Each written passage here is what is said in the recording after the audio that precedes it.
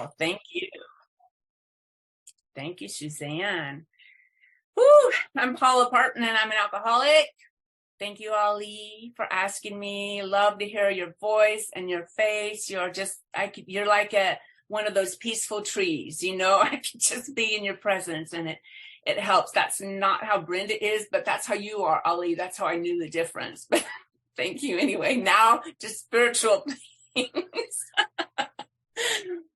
So I want to start with the most important thing, and that is that I have been sober since October 29th, 1979. And I chose that short little excerpt from the 12x12 about the light of God's reality is because for me, I have to have a practical spiritual life. But before I jump into that, I want to say an amazing thing that happened just very recently. As many of you know, and those of you who've been on this journey with me, and I thank you for that, my two older sons drink like we drank and use other outside issues. If you did that like I used outside issues. And it's been about a 12-year terror ride. And it just seemed to be getting more hopeless instead of hopeful. And the prayers were hot and heavy, even when I didn't believe them. God blesses the willingness. And my oldest son, the one who's 30, is that's the one that's the scariest for me because he has a mental health issue as well. And I was about 3 weeks ago, or 3 to 4 weeks ago now, I was supposed to fly out of Illinois, where I live, to a conference in the Ozark Mountains. And at 2:00 in the morning, Thursday, my flight got canceled. And there are no other flights. I live in kind of a small town. Flights are limited. And so I just said to myself, screw it, I'll just drive. And so that was Thursday, early morning. That Thursday night, that 30-year-old son called me and he said, I can't take it anymore. I don't know what I'm going to do. And I said, well, I'll drive into your apartment and meet me out, and we'll drive around and talk about it if you want. And he says, okay. So I pull up, and he's in his pajamas, and he gets in the car. He says, if I go back in my apartment, I'm going to drink and use again. And I said, well, let's just drive around. He said, can I spend the night with you? I said, sure. And so we were talking like we often do. Mostly he's talking and I'm nodding my head. And he goes, I can't go back there, not even after our talk. I said, not even after he spends the night. I said, well, turns out I have to drive to a conference tomorrow. Do you want to come with me? And he said, yeah. So he drives with me 6 hours. And his very first boots on the ground experience of Alcoholics Anonymous is in the middle of a conference. And his first speaker he hears is some badass Vietnam veteran, which is right up my man's alley. And he was full, as you can imagine, he was coming down, and we were on the phone with treatment centers. He just didn't think he could do this, on his own. That's all right. Whatever way that rolls, I'll roll with that. And the treatment center said is he has to either medically detox or be detox for 5 to 7 days. And so he hangs with me at the conference, and then we're Sunday morning, and I'm thinking, oh my God, I got to go drive back to Champaign, and now what? Because we can't get him in a center. He's only 3 days clean now. So I'm in the car. We're getting ready to leave the Ozark Mountains to drive back home to Illinois, and I get a text that my sponsor, Polly's husband, that hospice has put him on morphine in Florida. And we all know that the clock starts ticking at that point. And I was like, what do I drive home and get on a plane? But here's my son, nothing's more important than this right now for him. Then there's Polly, and can I make it today before he dies? And, so I looked it up real quick, and on Google Maps, and it was only 14 hours. Now, you live some, big city or something. I know 14 hours is a lot to you. I live in the Midwest. 14 hours is like Trader Joe's. You know what I mean? It's like, so it's 14 hours. And I said to my son, do you want to drive with me to Florida? And he said, yes.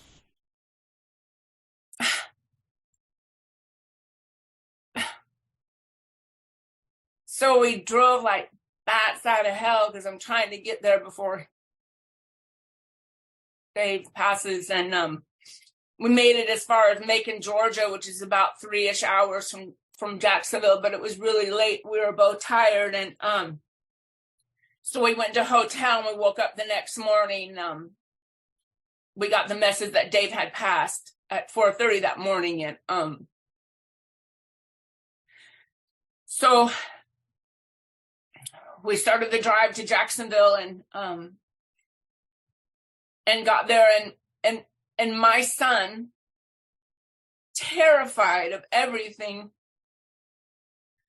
got to come to us in the middle of the best of us. There are no people who show up for one another as do we. And that's what he got to see of us. How he summed that up as he's detoxing as he gets in the car one day. He goes, AA people are funny. I'm like, yes, we are. And then he said, AA people are nice. I said, yep, that too. We're nice too. So sweet Dave Pistol did not want to go out the way that he went out. It was a hard end. But I know this, that Dave Pistol's last act was to save my son. I know that God works in circles and connections and odd coincidences, that things happen that are inexplicable, that life is in session, as our sweet Polly says. And when I was sober and those mean old timers would always say those mean old things, one of the things they'd say is, you have to have an insurance policy, pay your insurance. I'm like, what are they talking about? But now I know what they mean is we pay our insurance policy, work in our program, actively connecting, doing our inventories, doing our 10, 11, and 12 every day. Because life is in session. And when life shows up, I had better be prepared to meet it. And when I got to you, man, I was feral and savage with brain damage. And I mean, so you would say rude things to me like, just let it go. Did you just say just? You must not have heard my tale of woe. Let me explain it again. But it seems like an insane thing to say, just let it go. That organ of hate I had for the stuff that went down in my mom's alcoholism. I mean, I didn't know how to be without that. You know what I mean? I lived in fear. My fear was so normal, it was almost a friend. I didn't know who I was. I absolutely would have been the hole in the donut, like our literature talks about. And there's no reason I stayed sober. I mean, there's no reason in the beginning that I made it. No odds on that. I didn't even think I would. I didn't even want what you boring people had. But you were so kind. You were so kind. And I could stay for that. And this idea of God was ridiculous. I had begged God to save me when I was a little girl. I begged to God, please, please make it stop. And I remember I was 8 years old when I was going to give it one last shot, man, one last shot. And just in case somebody was listening, I'm begging God, come on. And I woke up the next morning and it hadn't stopped. And my first words are, I hate you. But now I know another truth. Now I know the real truth. And the real truth is this. God did not abandon me. My God was with me that night and every night. My God was crying too. And God wasn't saying too bad or you're not important or I'm throwing you away. God was saying to me, hold on, daughter. I am sending Alcoholics Anonymous. There you will be relieved of care, boredom, and worry. There you will be rocketed into a fourth dimension of existence. And that is exactly what happened.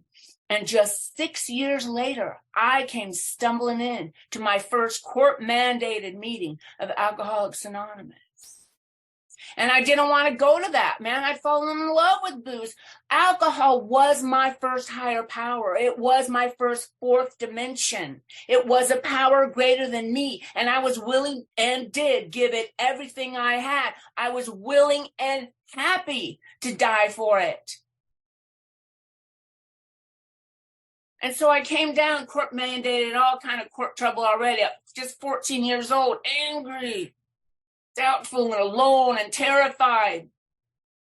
This raised, man, to my first meeting because I knew there's just going to be a bunch of creeps in here. There'd been in every institution I'd ever been in. Those people loved my mom who'd just gotten sober, and she had to say, you know, the horrible things I was doing to her in my drinking. I'll never forget it. First meeting, I entered that little room in that little church basement in Grand Island, Nebraska. And the big poomba of AA who'd loved my mom was all the way across the room. And I knew he was coming for me and I was ready for him. And he lifted up his head and he saw me and he smiled. And he crossed the entire room with his hand out to greet me. Like I was a person or something. And those 15 seconds of that man doing the superhuman, the otherworldly act of love and kindness is the reason I am your speaker tonight. It does not stop there. This work sometimes has no seeming payoff. Meditation and prayer, and sometimes it gets old. Sometimes it doesn't feel like it's working. Sometimes all these things, but it doesn't matter. C.S. Lewis summed it up better than anybody. If I'm allowed to say anything from outside, if I'm not, I do apologize and I will stop. Okay, I won't go overboard though. C.S. Lewis wrote, but God is never more in love with us than when we stand upon a mountaintop, looking round upon a universe from which every trace of him seems to have vanished. Ask why we have been forsaken and still obey. That is the work that we do. As I grow and continue on the broad and ever broader highway, ever more open highway, what I noticed is when I go into meditation, if I quiet myself enough, long enough, still enough, I begin to feel the sunlight of the spirit. And what I notice that I naturally do is I lift my head like this because I can feel it. And I'll lift my head, my face to the source, man, to the warmth. I mean, there's a reason our literature says shivering denizens of his mad realm, talking about King Alcohol. And when I know I came here with secrets, fierce secrets, I was told to keep, I needed to keep somehow. And then continued secrets of how I felt after I left the meeting, rocking back and forth 2, 3, 4, 5, 6 years sober. Hoping for the end. Not telling the secrets, man. Lying about how good I was doing in a meeting, quoting some freaking line out of literature like I knew the rest of it. I didn't. I think you knew.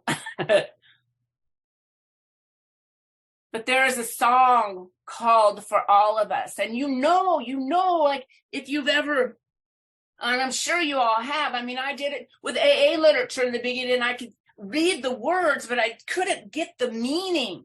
But I knew I was enough to know there was a meaning I was missing. It's like if you've ever read like Proust or James Joyce or even Rumi for me. I mean, I know enough to know there's a song, but I cannot yet hear the song.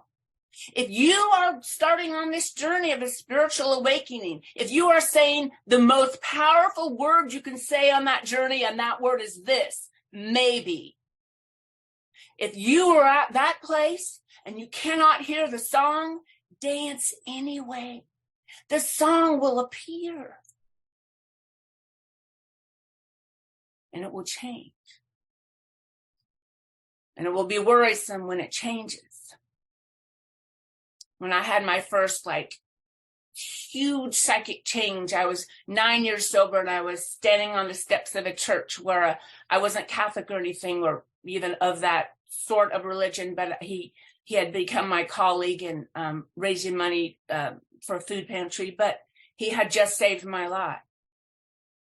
Because I had reached a spiritual bottom at 9 years sober that I was not able on my own power to make it out of. Where the thought of alcohol began to make sense.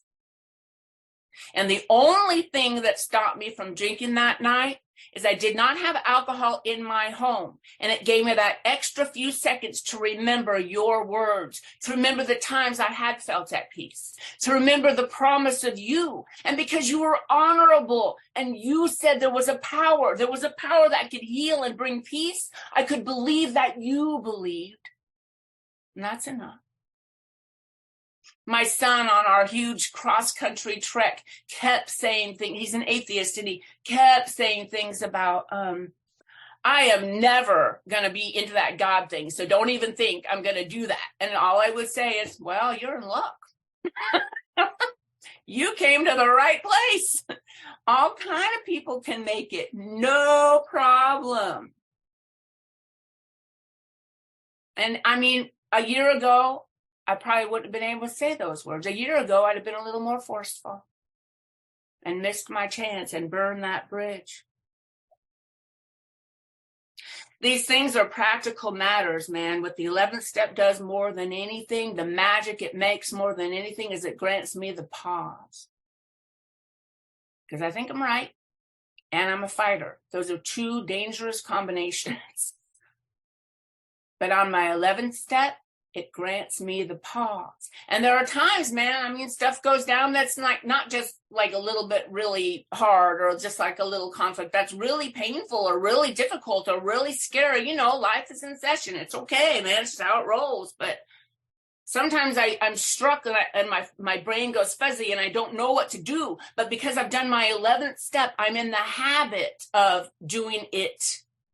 And it grants me the pause. And sometimes, man, the pain is too much. Sometimes the terror is too much. Sometimes the confusion, the bafflement, the not know what to do or which one of you beautiful people to call in that moment. Sometimes I can't get the right words. And so what I do is, it's like our literature says, I can't even get out the words, thy will be done. And so I extrapolate that. And what I say is thine, thine. And there's some beautiful fictional old literature that says we are the stuff that dreams are made of, but we are actually scientifically and spiritually the stuff that stars are made of. And then I have a math disability. It's a long name, and I think I can't remember the name. It's probably the part of my brain where the math disability is, but I do not function past a third grade level of math. I'm not embarrassed to say that. I mean, I'm not happy to say that, but it's the truth. But I have a sense of this magic math of God's universe. How could it be that we, the broken ones, are the ones that somehow take our brokenness, our disease even, through the magic of the formula of the 12 steps, and through that formula, our own broken stories become life-saving measures. How kind of math is that?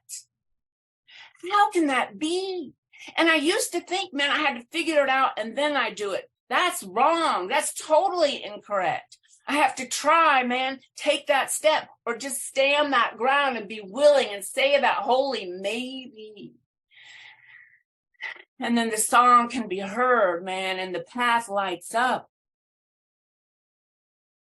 but I make mistakes, man. I remember once I had this professional mentor. She was this amazing woman, not in AA, but just this amazing woman. And we had done this huge fundraising event once, and I was at her house late, just chatting and cleaning up. And she said to me, we come into this world alone and we go out of this world alone.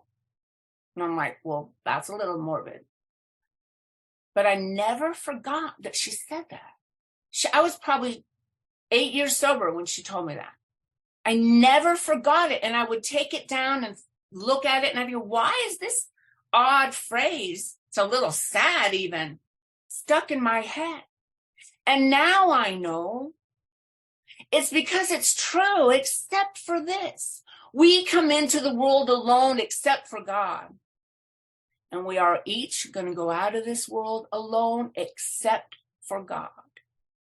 There is one relationship that matters. I just got done with a book study with Sweet Dolly, as a matter of fact. And we read the most amazing thing. This is from Thomas Keating. And I won't go too far down this road. So here's what it says. As long as we are identified with some role or persona, we are not free to manifest the purity of God's presence. Part of life is a process of dropping whatever role, however worthy you identify it with. It is not you. Your emotions are not you. Your body is not you. You are not those things. Who are you? That is the big question of the second half of the spiritual journey. I used to always have to have a best friend. Somebody has my best friend. Someone's my ride or die. And I got to say, I have all that, but I had to identify it or I just wasn't, I couldn't be still, man. I couldn't imagine being alone if tragedy struck or not having, somebody to have my back. And then when I realized that's not how it goes at all. God is by my side. What more do I need? Nothing more.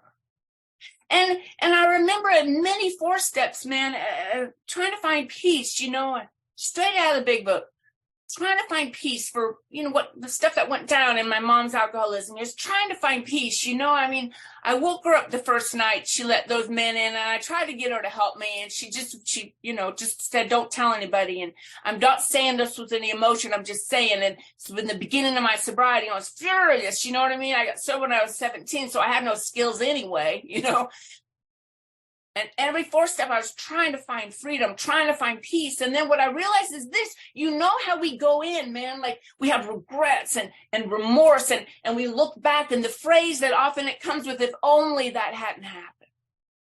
If only that hadn't happened. And many of those things, they're true. It was a horrible thing. All those things that happen or that we do are horrible things. But we do this work and it changes the perception. And it is like we go back and change the past. Check it out. Yeah, man, my mom threw me away to some bad men because in her drinking, that's what alcohol drove her to do. I had my own stuff and my own alcoholism too. And yeah, that's true. And yeah, it's awful. And I'm not downplaying it. But I'm also saying this. In a shot for freedom, man, what I did is I put myself in my mother's shoes. That night and every night.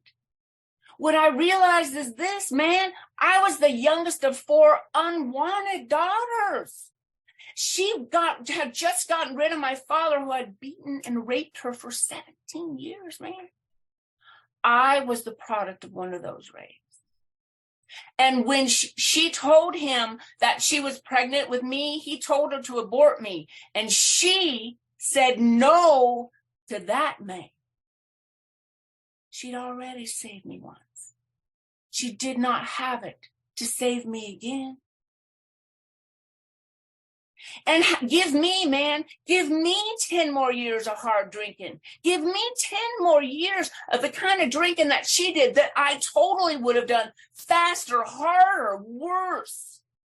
5 hungry children beaten and abused for all that time. A broken woman just looking for one night, man, just one night of easy drinking. You give me 10 more years of hard drinking. A little girl bothers me. I could have done the same. I could have done the same and worse. And then all I have is compassion for my sweet mother. And so sorry for the guilt that she felt. And I changed the past. Because that's how God rolls, man, with the light. The light, we've got to lift it all up to the sunlight. Sunlight is the best disinfectant.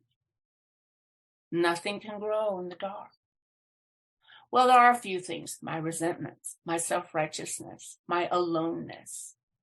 I had many mantras in the beginning of my sobriety. Well, I'm sorry, the first long time in my sobriety. Let's be real. You would say a beautiful thing. You would say a beautiful thing like nature and God alike abhor suicide. And I would hear you quote from the 12x12. What an amazing, beautiful line in there. But I'd hear you say it, and in my head I'd put comma, but not for me. Or deep inside every man, woman, and child is the fundamental idea of God. And honorable, you would say it, and I would hear you say it. I would believe that you believe, but I would hear it, and I put in my head, comma, not for me. It is true that this is about connection. Connection to the God of the universe, to the God that lives deep inside of us, to each other. And those words that I put after the comma, but not for me, but I'm alone, but my story's worse. Those disconnect me. Those are the path to insanity and death. When I was about 20 years sober, I met and married my sweet husband, St. Richard. People call him rudely, but it's true.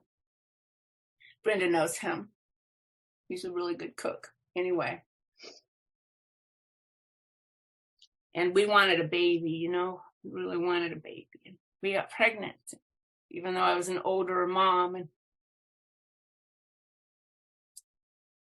we lost the baby. And that same month, I lost my mother. And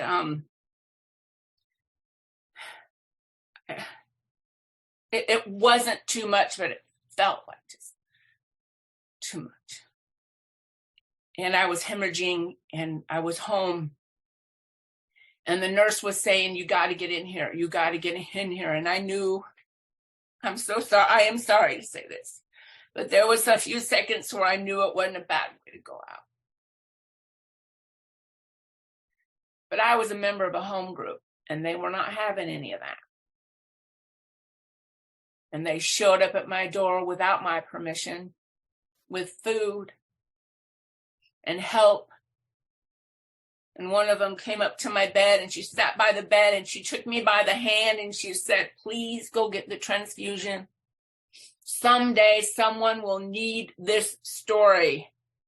And because I understand that I am responsible and to be of service, I got up and got the transfusion and lived. 2 weeks later, I should not have been out of bed, but my home group said, come on, come to the meeting. We'll come get you. We have a special chair for you. So they came to get me just 2 weeks later. And at the beginning of the meeting, when they asked for visitors, a young man raised his hand and he said, I am visiting from out of town, and I am here because my mother has died. And I do not know how to be sober without my mother. And I said, I got you. That's the magic math. We do this work. The light and the song appears, and the service begins. And that is the point. For many years in 4 steps, I would write the bystanders who didn't help us when I was growing up. Again, I don't have any emotion about it. I'm just saying.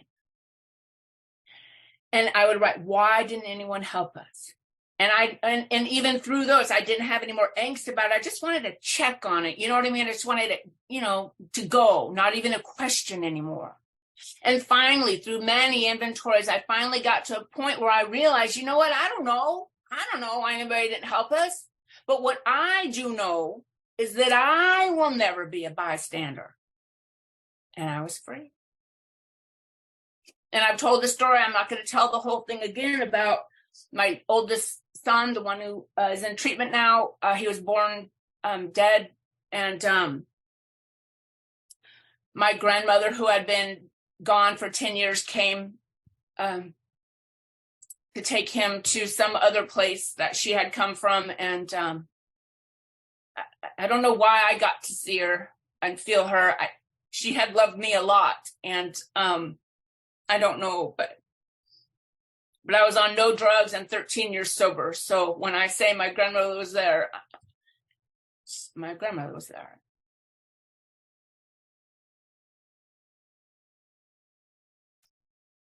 But the beautiful thing is this.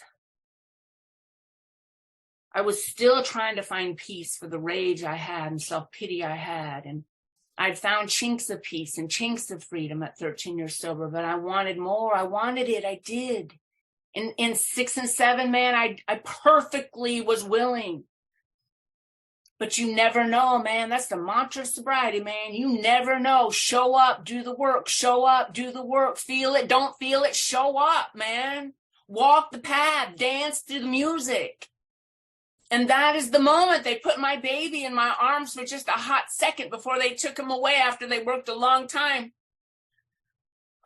to get him breathing again. And I looked down on him and I saw that he was perfect and beautiful. And I knew in that moment that the men who had hurt me had also been perfect and beautiful.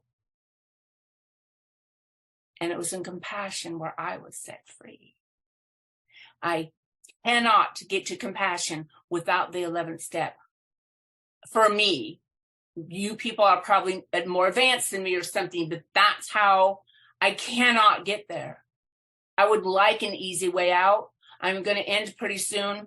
I have, they don't belong in an AA meeting, but since, I'm the only one with my microphone off, I'm going in, buckle up. We're going to be okay. I'm traditions based as well. We're going to be okay. I have outside issues. I do.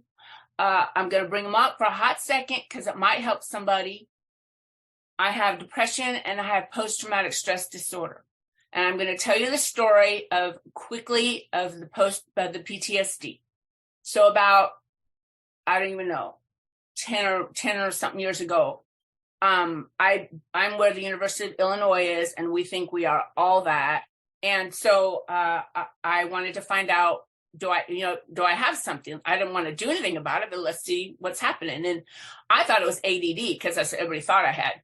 Jerks. Anyway, so I went through the testing, and it's science. They don't care how I feel, but it's science, totally science-based. And it's part of the great research of the Carle Medical Facility at the University of Illinois.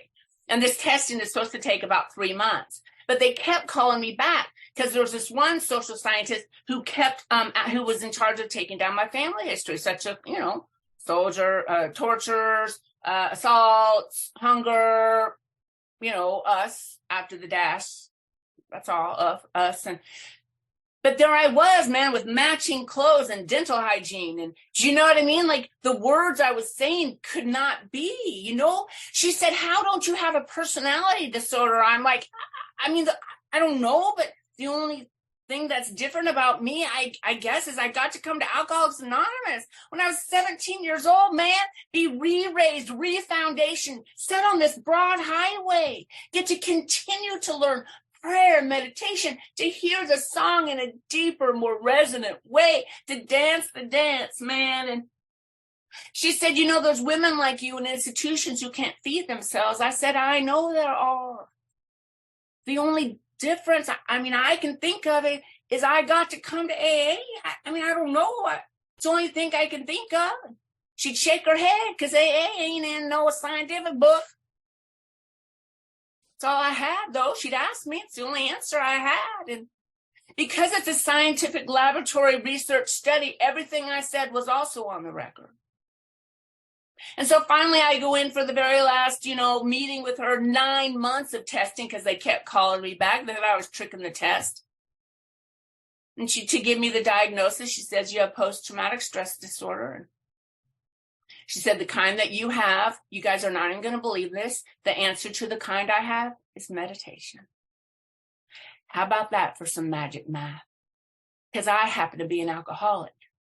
And if you haven't noticed, I'm a member of this fellowship that has a step that's dedicated to just that. But so we're in there and she's telling me, and we're on the scientific record. It's going to be part of the study. It's all in there. Everything I say, everything she says. She's a scientist, nothing touchy-feely.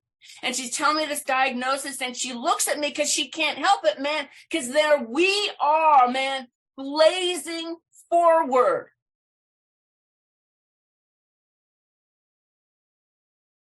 And she says to me,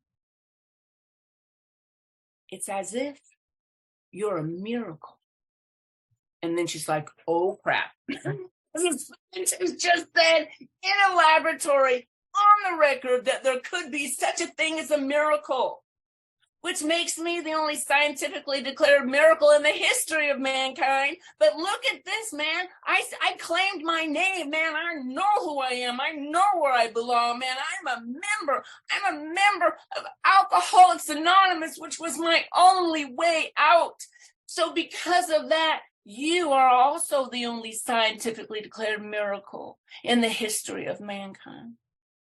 I'm going to close with this. On a dark night when I was about 4 years sober, my car stopped in the middle of Iowa 2 days before Christmas Eve, and it had just hit past midnight, so it made it 1 day before Christmas Eve, and it was 0 degrees, and I had my little baby niece with me, and we were in some danger. And we were in the middle of nowhere, and a farmer appeared and pulled up, and he said, what's going on? We're like, we don't know, man. Our car just stopped. And he was able to fix my engine with duct tape and a wire coat hanger. So I didn't even, I was like I was going to kidnap somebody, but anyway, he did it. Saved our lives. And we're getting ready to go. He's getting ready to go. And, you know, I was just a 4 years sober, broke college student, but man, he had saved us. And my sister and I said, can we pay you? Please, let's pay you. And he says, no. We're like, we want to. You saved our lives. And he said to us one day before Christmas Eve, take it as a present from him. So if you think these things are impossible, these things, these dreams and stars, universes and miracles, just say maybe, man, and take it as a present from him. Thank you.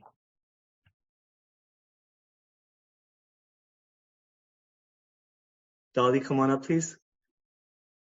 Thank you so much, Paula. Oh my God, beautiful. That is the fundamental message. That's the message of Alcoholics Anonymous, which you delivered here tonight.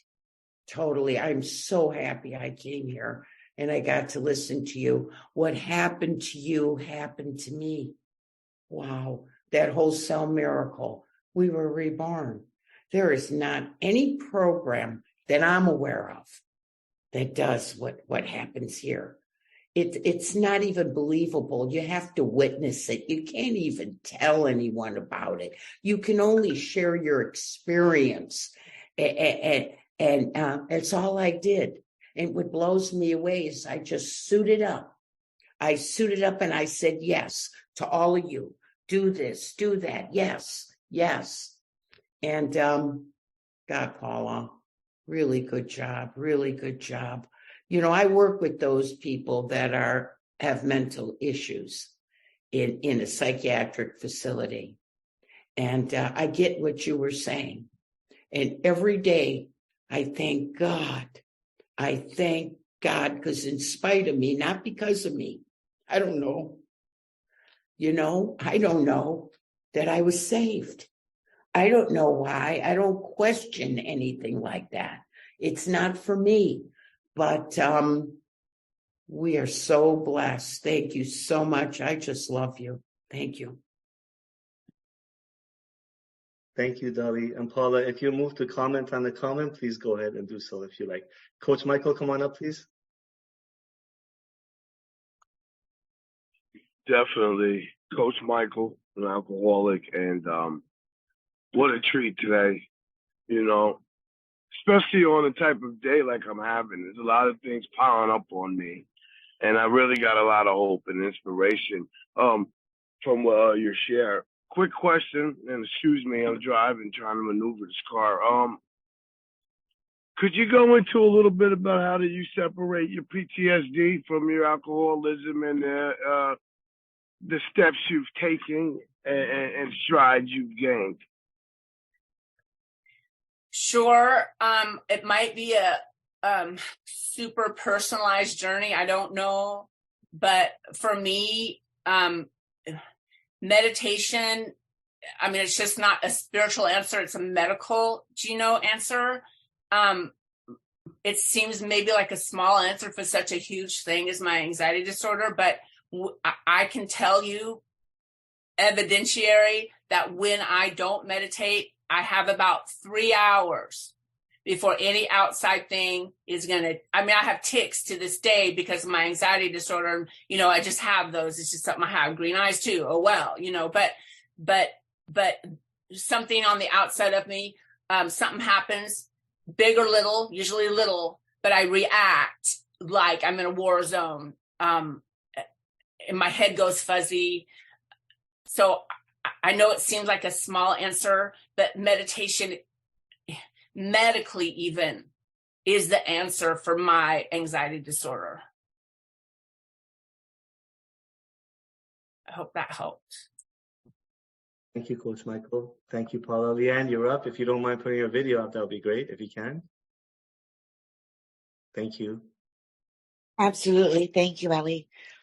Wow, wow, wow. I would like to thank you for your presentation. Totally blew me away. And I would like if you could please expand a little bit about prayer and meditation. I go to a lot of Step 11 meetings. I'm here every Tuesday night. And I was wondering how that affected you and what were the changes that you needed to make in order to effectuate those changes. Thank you. So if I hope I'm understanding. So I think I understand. So I'm a reader, and I've always been a reader. When I'm seeking a connection or a soul-based direction, I take spiritual literature, and I mean, it could be poetry. I mean, anything you describe is what that is. And I read slowly and intently because I'm waiting for God to give me the words for me for that day.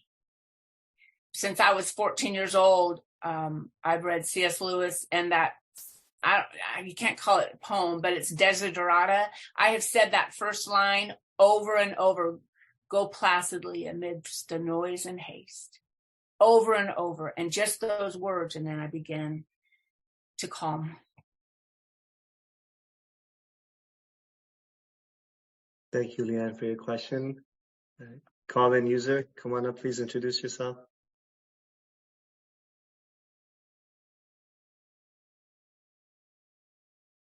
Hi, my name is Rosina, and I'm an alcoholic and an addict. Thank you so much for the beautiful presentation.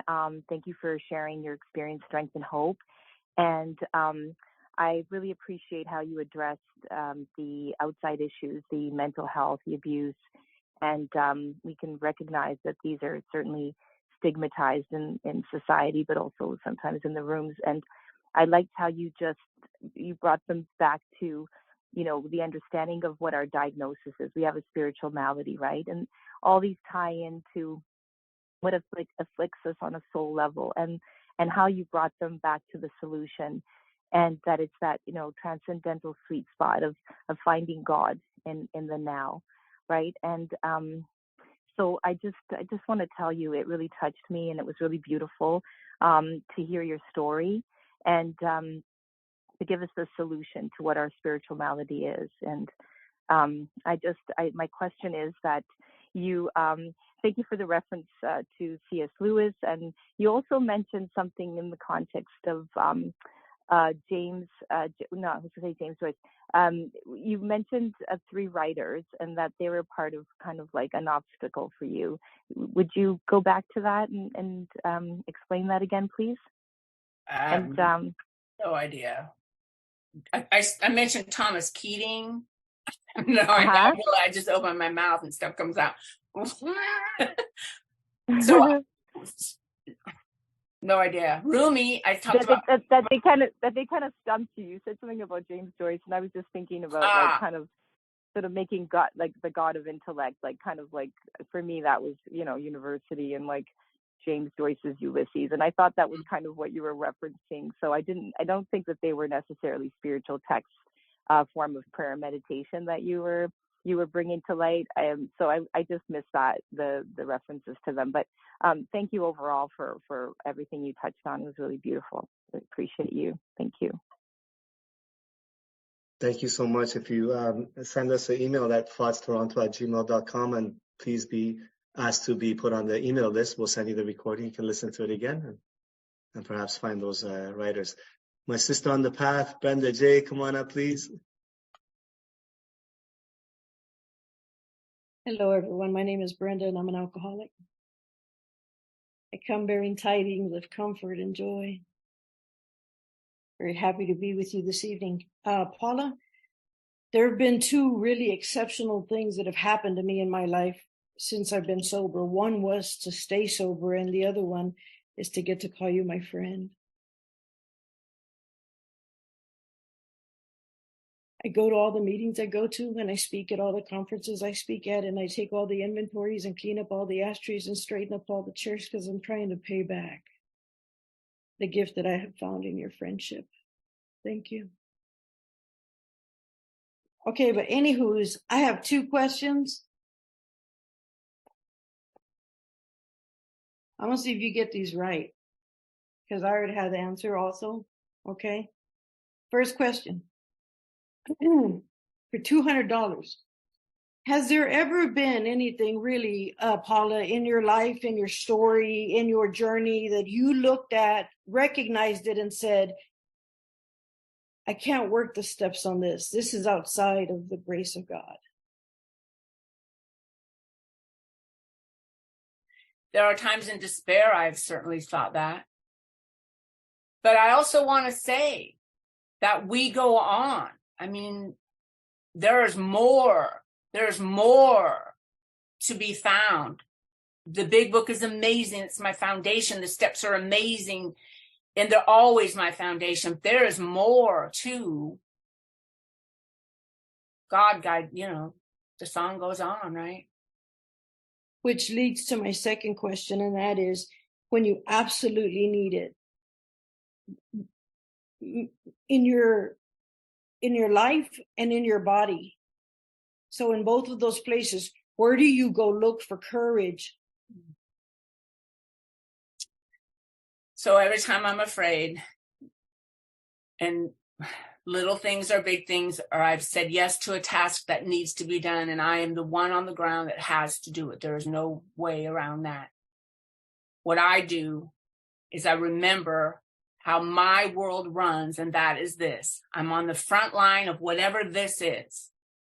And at my side is the God of my understanding. And I actually go through the memory and the vision of reaching my hand up to my God's hand.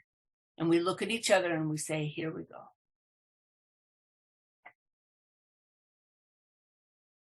All right, you got them both right. Let's move on. Good. I want some money.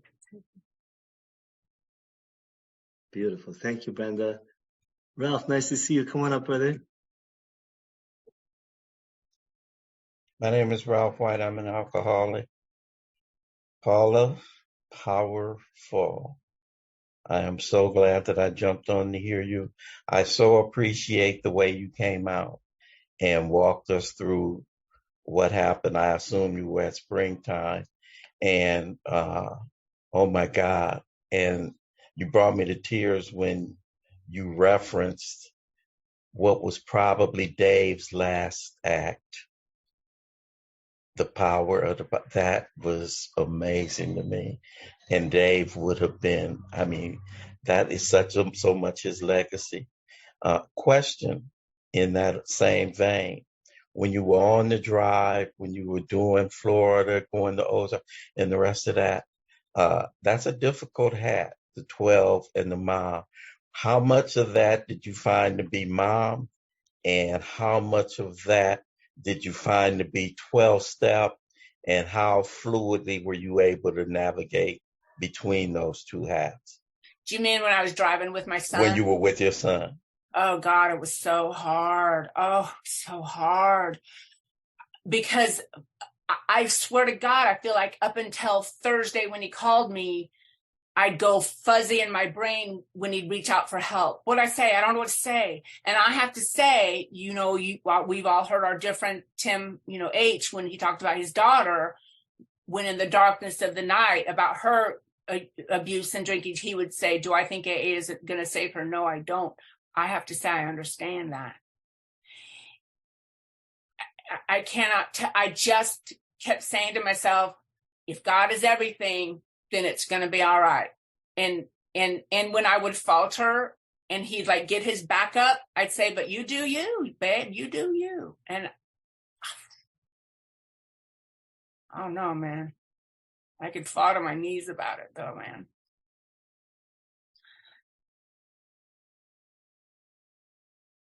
Thank you, Ralph. Thank you, Paula. All right, here's my better half. Apsi, come on up, please. Hi, everybody. I'm Afsi and I'm an alcoholic. So grateful. So grateful to be an alcoholic and to be here tonight to listen to Paula.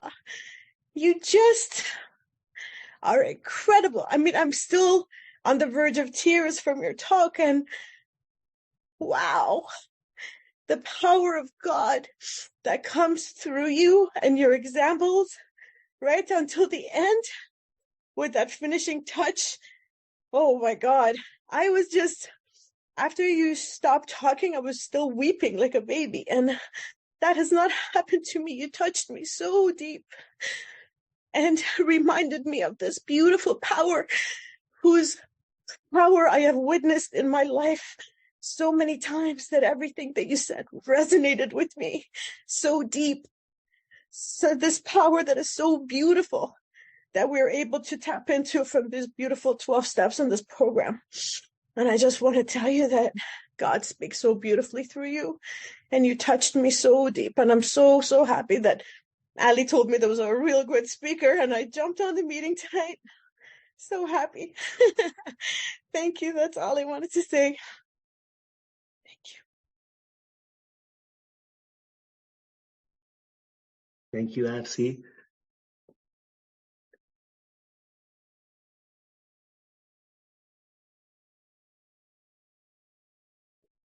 Patty Dalton, come on up, please. Oh no. Hi everybody, I'm Patty, I'm an alcoholic. Thank you so much, Ali. Paula, thank you so much for your share. I just reiterate what everyone else said. It was extremely powerful. I related on a million different levels. Originally from Illinois. I'm in Cali now, but I went to school in Peoria, so not far from you. Anyway, so the relation there. And I got sober at 19, so not that much older than you. And of course, a lot of us come in with that painful past, not the same, but, similar things. And it's really hard to work through. And so I guess what I was thinking about was, I came in and I didn't have a faith.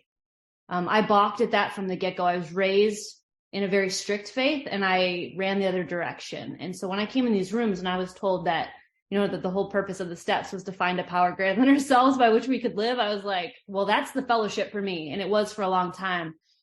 But eventually I needed to go bigger. I needed something that was not human. I had to get bigger than that. And so I guess what I was wondering was, did you ever struggle with that being the solution? And can you remember kind of a turning point when it became everything? Because for me, like you said, really talking about that prayer meditation got me to that relationship, but it took me a long time, years and years and years. And so I'm just wondering, if you can remember kind of when it switched for you, when that became the answer. Because for a long time, it was me and my own ego, right? And I was fighting myself with it. So again, thank you so much. And thanks for all your answers back. Yeah.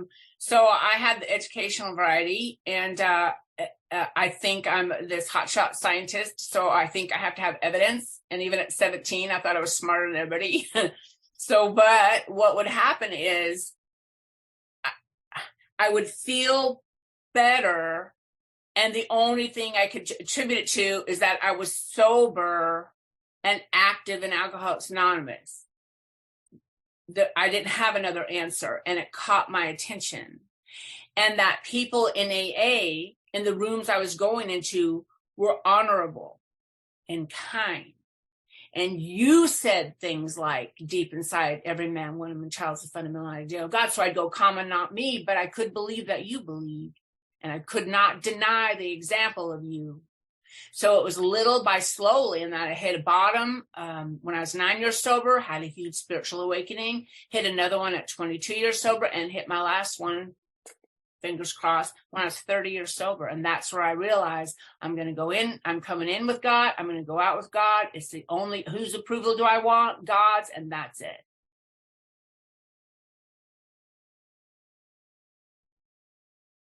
Thank you, Patty, for your question. Nikki, come on up, please.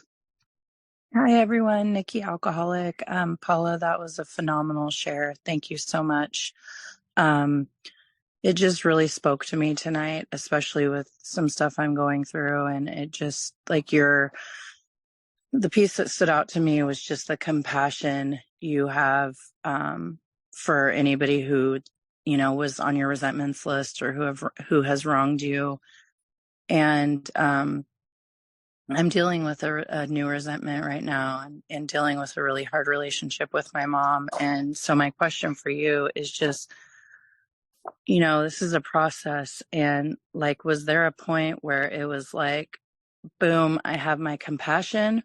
Or was there a point where like you would have something happen to you, like in your sobriety or whatever, and you would have to like go through the process to like get that compassion? Or was it a quicker thing?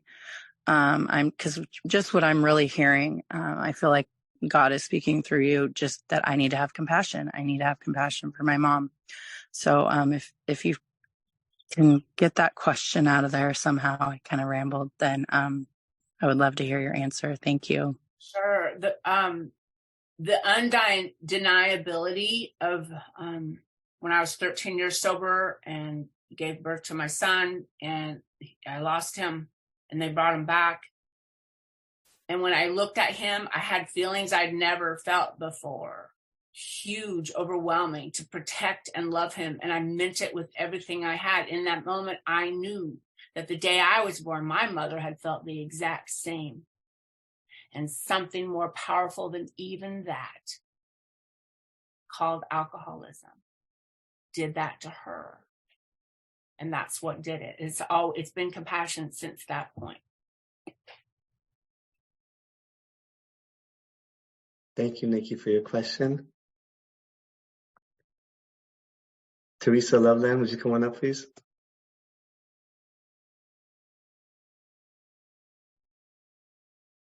Hi, I'm Teresa, alcoholic, and thank you, Paula. That was, I don't even have the words to say. Very moving. Thank you. I don't really have a question, just more of a comment, I guess, and kind of relates to what Nikki was saying is, I've been sober about 4.5 years, and I'm left with my brother. We're the only surviving members of our family, our nuclear family.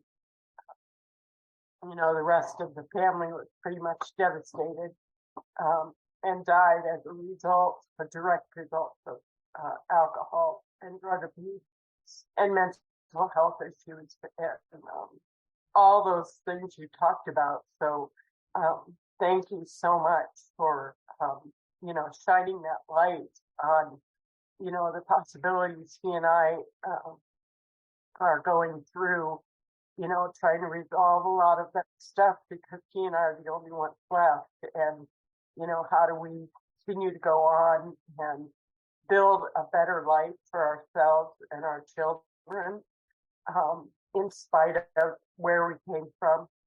And so your words are very powerful, and I appreciate it. The spiritual connection is so key to keeping your sanity for the long haul. And so listening to people like you is an incredible gift. And we truly are all miracles. Thank you very much. Thank you so much, Teresa. Janine has her hand up. Janine, come on up, please. Hi, everybody. I'm Janine. I'm an alcoholic. And thank you for everybody that does service for this meeting and has put it on for the last 3 years. Just amazing. And my two favorite speakers are in the room tonight. And Paula, you're definitely one that there was so much in it that I would definitely have to listen to it again because there's a lot of healing there. And I think as alcoholics, that's our biggest thing is that, we have done so much to other people and a lot of us have had a lot of things done to us, and it's the healing on both sides. And so my question was, because I was really thinking, because the thing that I've learned in this meeting is that it doesn't look the same for everybody. So when I hear people ask, when you say that your solution is meditation, what does that look like to you? What does that mean to you? Because I assumed for so many years, because, I knew what it was, like what it meant to me. And so it best look like that for you. And so what I've realized coming to this meeting is, you know what? There have been some really powerful people that have spoken at this meeting that you can hear God when they speak. And you know what? Their meditation doesn't look like what I do it. So I was really kind of interested really in hearing and maybe how it's evolved in your sobriety, because I know definitely for me, it has evolved from, being the newcomer the first couple of years, like you can't sit still. And so what it looks like and how it's evolved in your life. And thank you so much again, because, showing up, and it's not just showing up tonight, but showing up for all those times that you needed to show up to be the person that you are right now, so that we could hear the message that you gave. So thank you. That's it. Thank you. So I started meditating. A Franciscan, a really cool one, taught me how to meditate. And what she said is, and that's where I got the start when I think I talked about it briefly, but I find some kind of literature that's spiritual to me and that changes every day. Read it slowly and intently, find the words. For me, I don't have that great of an attention span, so it really can't be more than 3 words or I'll forget. And then once I find the words, and my gut will know the words, I put the book down and then I begin. And what that gives me is I repeat the words over and over and over. So I did that for decades. And then, so Ali, I don't know if you've had Carla R speak for you yet, but right. So she's like one of my closest friends, and like one of my trifecta of wise people. And, she's the master of meditation, and she meditates in quiet. So I'm like, well, I want to try that. That seems so advanced. And like, I gave it 2 hard fought years, and I cannot do it. I was thinking about the grocery list or the jerk across the street or like horrible things, And so one of my sponsees is Native American, and that's her spiritual practice. And she said, try this, listen to the birds. And I am telling you, that is a beautiful way to just sit and hear that. And I also have an app called Insight Timer that's super great. And I use that every day and pass it to all my sponsees. I hope that helped. Thank you, Janine. Great question. Ali from Australia, come on up, please. If you can put your video on, that'd be great too. Thank you so much, brother. Sure, guys. Sorry I was dropping in and out, but I heard exactly what I needed to hear. Thank you, sister. You're absolutely a light. Hey, just 2 quick questions, if I may. It's a bit personal. But number one, what did Grandma tell you when she visited you? Did she tell you something? Did you feel something? And then the other thing is, with that realm, wherever she came from, wherever she goes, do you at times visit that space in your journeys, in your meditation and such? Wow, those are great questions. No one's ever asked me those. So my grandmother did not have spoken English words for me. I don't even think that my God speaks in words really either. But the feeling of her, I've never found a word in any language or to sum it up, but it was perfect connection, perfect peace. There was a light, and I just wanted to be in that light. And my words to her were, of course you're here. Of course you've always been here. And that the connection is so thin between us and that place. And so that's that one. And I can't remember. You had a second thing to say, and I can't remember what it was. Maybe I answered it already. Did I answer? I think you did. If that is a place you journey on your, No, I can't access it. I cannot access it. I think that it was a gift for me because I do think in evidentiary ways, and I cannot deny the proof of that. So I think that was one of its gifts to me, that I know that it's there. Thank you, Ali. Great questions, brother. And last but not least, Trish, come on up, please.